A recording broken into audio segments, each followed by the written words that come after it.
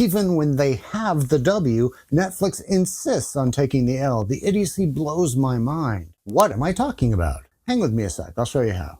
You already know I was terrified at the prospect of a live-action One Piece. Maybe terrified is a little hyperbolic. Right you are, Doge. Thanks for the 25-cent word. Coin to your Witcher. So I sat down last weekend, only intending to get started, maybe just watch 1 or 2 episodes. And suddenly it was 8 hours later. You got your dinner, chill out. Short version is, I was absolutely astonished.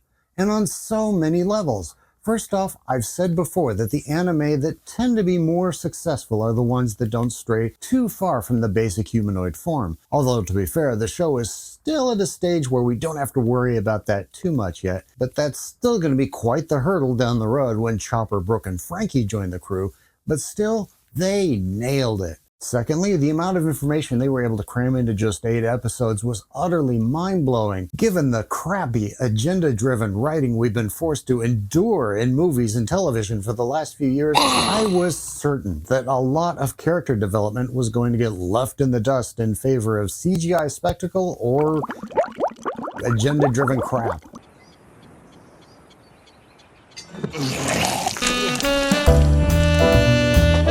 For example, the showdown at the Baratier was a much bigger deal in the anime, with a massive, violent showdown with the pirate Don Krieg, who was relegated to just a cameo here. This is actually a good thing, because the real heart of the sequence is Zoro facing off with his hero/adversary, Mihawk, in pursuit of his dream to be the best swordsman of the world. They focused on what was critical and discarded the rest. But herein lies one of the advantages the showrunners have. Sure, it's intimidating to adapt a show that's been on for a quarter of a century and has over 1,000 episodes, but here's a little secret about One Piece.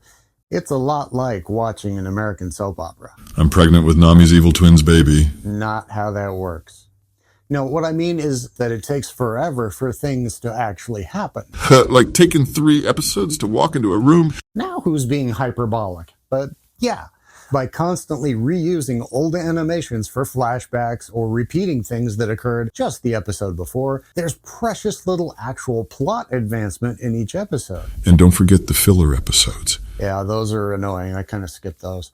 This kind of stuff happens a lot in anime, but One Piece is pretty notorious for it. Right now, in the present-day timeline of the anime, Luffy's been engaged in a big boss battle with Kaido, and I'm pretty sure that's been going on for like more than a year. And they've been stretching for 2 big reasons. One, to save money on animation, obviously, and more importantly, the manga is still in the process of being written. So it's Game of Thrones all over again. Exactly. The last thing anybody needs is a repeat of that.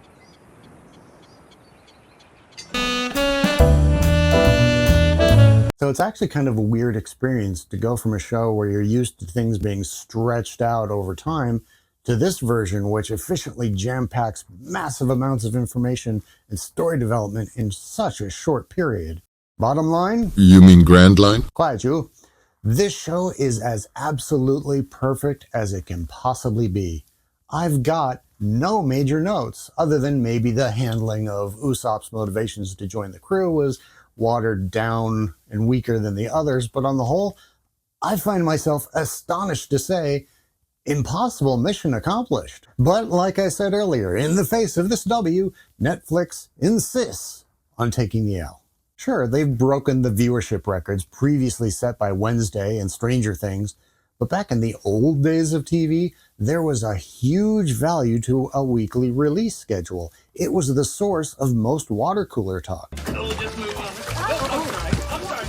Absolutely nothing is more powerful than word-of-mouth buzz.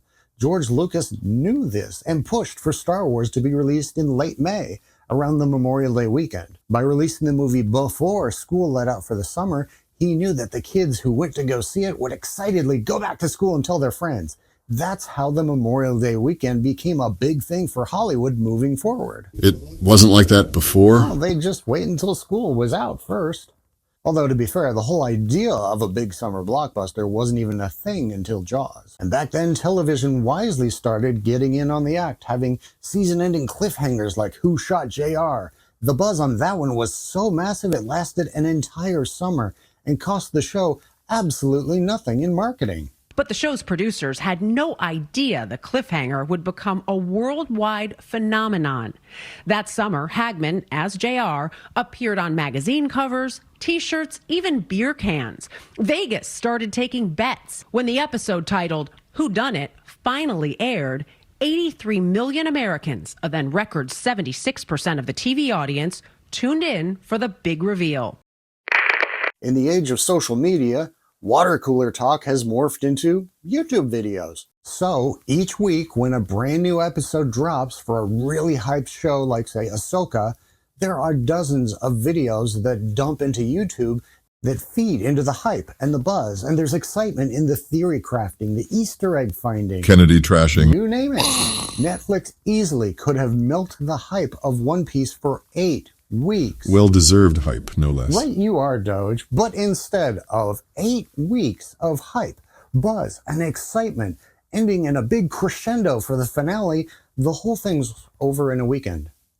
Everybody gets to do like one video like this. We go, yay, that was great. Looking forward to next season. But that's it. By dumping entire seasons of a show on us all at once, the hype and excitement is over instantly. Like a wet blanket. So even though we enjoyed the show, depriving us of those weeks of hype also deprives your viewers of the joy and anticipation in experiencing the show you clearly poured a lot of money into. We don't get to chew our food, kind of like you. Rude, I will bork. Instead, we just move on to the next thing. Hey, we just got monetized. What are you doing? Sorry, got carried away. Speaking of which, thank you everyone for helping us reach 1,000 subs. The support really means a lot. So until next time, stay fresh, cheese bags.